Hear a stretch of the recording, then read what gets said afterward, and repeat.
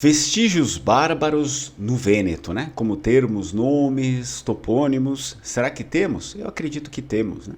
Então, como eu falei para vocês, eu pretendo fazer alguns vídeos aí voltado a esse período lombardo ou longobardo do Vêneto para a gente conhecer um pouco mais, porque senão a gente acaba conhecendo apenas um lado da história e não é legal, né? A gente precisa conhecer os dois lados, porque afinal também esse lado bárbaro, né, da administração lombarda, longobarda, influenciou bastante aí antes que todo o território do Vêneto fosse anexado à Sereníssima República de Veneza, tá? Mas antes disso, eu te convido para curtir o vídeo, para se inscrever no canal, óbvio, e não deixa de ativar o sininho das notificações. Eu sou Fernando Menegatti, esse aqui é o canal Linguamar e você é bem-vindo. Te convido também, se você quiser aprender língua vêneta, temos o curso de língua vêneta, entra em contato, tem aqui o contato na descrição do vídeo, você abre aqui a descrição e vai ter também outros links aí para você ver. Bem, vamos lá então. A presença mais significativa para os vestígios deixados nas regiões mais altas do Vêneto é, sem dúvida, aquela longobarda ou lombarda, ou seja, germânica, né? E conhecida também na época e ainda hoje, né? Conhecida como um fluxo bárbaro que entra ali no Vêneto, tá?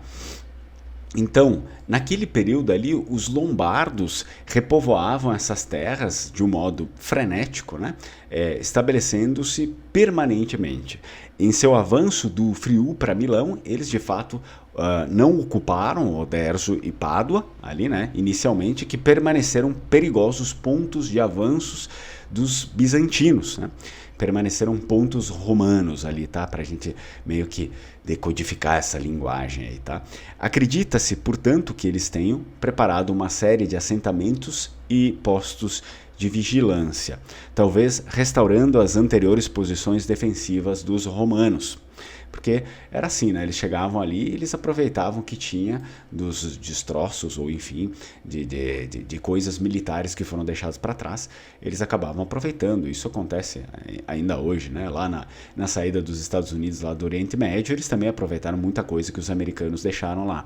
Na linha das colinas do Piave ao Brenta, em posições de modo a poder controlar a planície e se comunicar com sinais de fumaça. Então, eles acabavam ocupando bastante essas áreas mais altas, tá? Essas áreas de colina, principalmente porque eles conseguiam ter uma visão muito mais detalhada e muito mais precisa e ágil, né, do que acontece ali, se algum inimigo chega, se os romanos chegam, enfim. Eles conseguiam ter uma visão mais rápida, mais ágil e tomar uma atitude um pouco mais, digamos, agressiva quanto a isso, tá? E eles preferiam esses lugares mais altos, né? As colinas vênetas voltaram, então, a esse sistema defensivo, tá? Eles praticamente utilizaram todas as colinas vênetas para esse tipo de estratégia aqui, que é a estratégia defensiva militar. São numerosos os testemunhos longobardos ligados a topônimos. Aqui entra uma coisa que é interessante para nós, tá? Muitas dessas palavras estão na língua vêneta, com a primeira que eu destaco aqui para vocês, que é Braida. Braida, em Ázulo, tá? Em Ázulo, é um termo aí que indicava a zona suburbana. Porém, na língua vêneta, Braida também significa o interior, por exemplo, roça, tá? Enfim, roça, né? Interior. Então, tem uma outra palavra que é a palavra fara, entre Fonte e Paderno, ou seja, antigo acampamento de soldados. Então, fara significa antigo acampamento de soldados, né? E é um termo que foi deixado aí pelos germânicos, né? Os longobardos. Tem também uma palavra que é romana, que apesar de algum leigo achar que venha de romanos, né? Não, deriva na verdade de Arimânia. Arimânia, que é uma outra palavra que veio dos longobardos e significava povoação de guerreiros. Então vocês veem que eles acabavam nomeando ali cada localidade para aquilo que ela servia, tá? Aqui vão ficar os guerreiros alojados. Ali, ao passar do tempo, nasceu uma cidade, né? A cidade é a Arimânia, que virou ali depois romana. Temos outras cidades ali também, como Gueda, Passagno e Guisa Pederoba são todos topônimos lombardos. E ainda constatamos nomes próprios, que foram nomes aí que foram deixados pelos germânicos para nós, tá? Quais são os principais que são encontrados? Tanto lá como aqui também, né? Enfim, Leonildo, Matilde, Adalgiso e Romilda. Esses aqui são os principais nomes aí longobardos, né, germânicos bárbaros que se tinha naquele tempo. E também as dedicações aí de igrejas mais antigas, como São Bartolomeu, São Giorgio, São Martino, etc.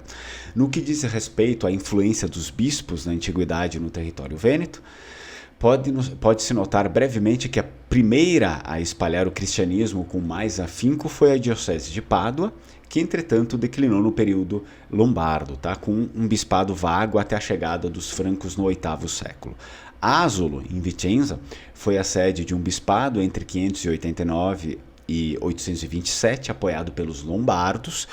Foi Otto I da Saxônia, em 969, quem uniu a diocese, o castelo e as propriedades à sede de Treviso. Treviso foi, então, sede episcopal, não antes do século IV, e nos séculos 7 e 9 estendeu-se também para o território de Bassano, né, em detrimento de antigas ou pequenas dioceses e mosteiros beneditinos.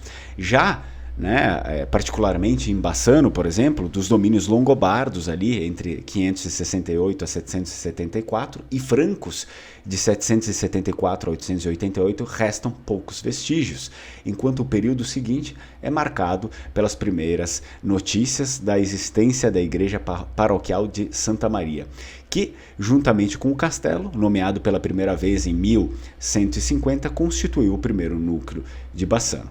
Então, aqui algumas informações, né, mais ligadas, enfim, a vestígios dos bárbaros aí no Vêneto. E quando a gente fala bárbaros, estamos falando especificamente sobre os longobardos, como termos, nomes topônimos. É sempre interessante a gente saber, né? Tem muita coisa que está ligada a nós, às nossas origens, e que, querendo ou não, nós somos também um pouco disso, né?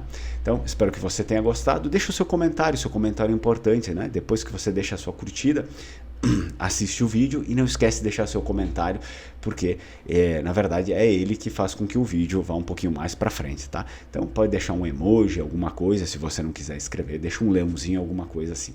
Vi ringrazio molto, strucon, ciao ciao.